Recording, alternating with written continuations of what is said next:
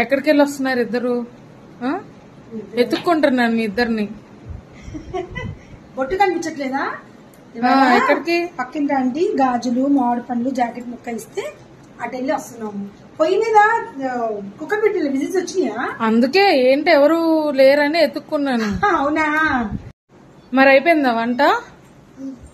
వంట అయిపోయింది. ఇగో ఓ పొయ్యి మీద చాలు పెట్టాను, మసులుతుంది. ఓ పొయ్యి మీద అన్నం పెట్టాను.